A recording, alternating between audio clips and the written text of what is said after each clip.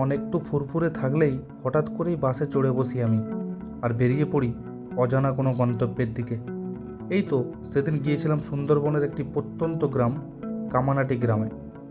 দেখুন, এখন পার হচ্ছি নিউ টাউনের ইনফোসিস ও উইপ্রো ক্যাম্পাস।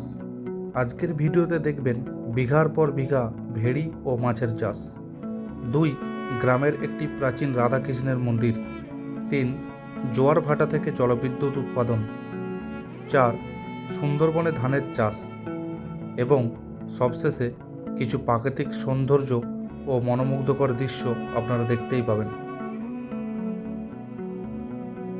আমি নিউ টাউন থেকে KB22 বাসে উঠেছিলাম, যেটি আপনাকে নামিয়ে দেবে এর অন্তিম স্টপেজ জামিরগাছিতে। নিউ টাউন থেকে সময় লাগবে মেরেকেটে 35 মিনিটের মতো। পথে যেতে যেতে দেখলাম বাগজোলা খালের 2 পাড়ে শুধু সবজি ও কলার চাষ। নিউ টাউনের সিংহভাগ সবজি ও কলা এই এলাকা থেকেই রপ্তানি করা হয়।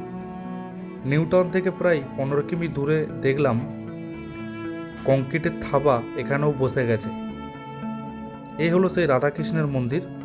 পুজোর সময় গিয়েছিলাম, তাই দেখুন দুর্গা মণ্ডপের কাজ চলছে এখনও।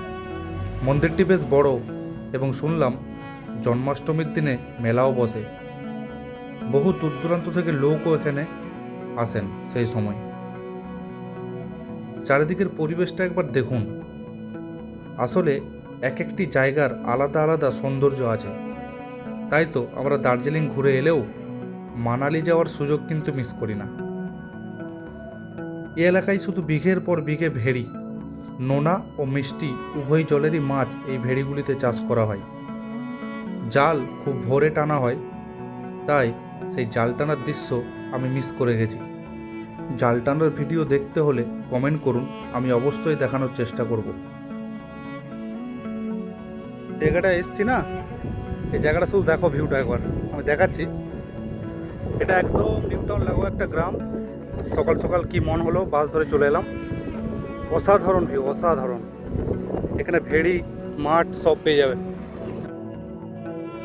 এবার বলি আপনারা কিভাবে আসবেন। আপনারা যদি কলকাতা বা নিউ টাউন থেকে এখানে আসতে চান, তাহলে KB22 বাস ধরে জামিরগাছিতে নামুন। নেমেই একটি টোটো বুক করে নিন, উনি পুরো ঘুরিয়ে দেখাবেন। ভাড়া ওই 300 থেকে 400 টাকার মধ্যে দিতে হবে। এই দৃশ্য দেখতে পাওয়া খুব সৌভাগ্যের কিন্তু। সে যাই হোক, জায়গাটি কিন্তু অসাধারণ। এখান থেকে মিনাখা মাত্র 8 কিলোমিটার। দেখলাম সেই প্রাচীন পদ্ধতিতে ইট তৈরির ভাটি এখনও রয়েছে এই সুন্দরবন এলাকায়।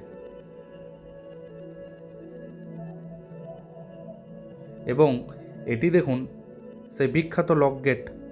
এখানে জোয়ার ভাটার জলকে কাজে লাগিয়ে বিদ্যুৎ উৎপাদন করা হয়। এই কথা কিন্তু ছোটবেলায় ভূগোল বইয়ে পড়েছিলাম, এখন চাক্ষুষ দেখলাম। আর আমি একটা জিনিস ভেবেছিলাম যে সুন্দরবনের মাটি হয়তো নোনা হবে এবং মাটির ওপর সাদা নুন জমে থাকবে, কিন্তু দেখলাম মাটির মধ্যে বিশেষ কোনো তারতম্য নেই। তবে মাটিতে বালির ভাগ খুবই বেশি এবং সেই সঙ্গে কালো রঙের কাদামাটির ভাগও যথেষ্ট। এখানের গাছগাছালিগুলির মধ্যে বেশ কয়েকটি পরিচিত হলেও বেশিরভাগই ছিল আমার অজানা। এই জায়গায় দেখুন ইন্ডিয়ার পতাকা লাগানো বেশ কিছু নৌকো রয়েছে। এই নৌকো নিয়েই এখানের মানুষ এক দ্বীপ থেকে অন্য দ্বীপে যাতায়াত করেন, কারণ সুন্দরবনে বসবাসযোগ্য প্রায় 100টিরও বেশি দ্বীপ রয়েছে। এছাড়াও গভীর জঙ্গলে মধু সংগ্রহ, মাছ ও কাঁকড়া শিকার বা কাঠ সংগ্রহের কাজেও মূল মাধ্যম এই নৌকো। এখন দেখুন জোয়ার চলছে, তাই জল অনেক কাছে চলে এসেছে। জলের ঝলকানির শব্দটা একবার শুনুন।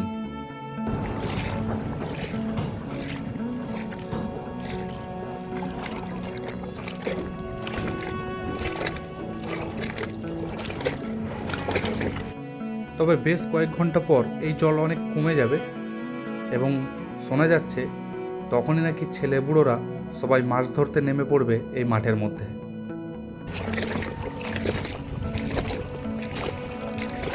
নিউ টাউনে সেই বাগজলা খাল কিন্তু এই সুন্দরবনে এসেই শেষ হয়েছে। এই জমিগুলি দেখুন, এগুলি বাগদা চাষ করার জন্যই বরাদ্দ। তবে আমি বেশ অবাক হয়েছি নোনা মাটিতে ধান চাষ দেখে।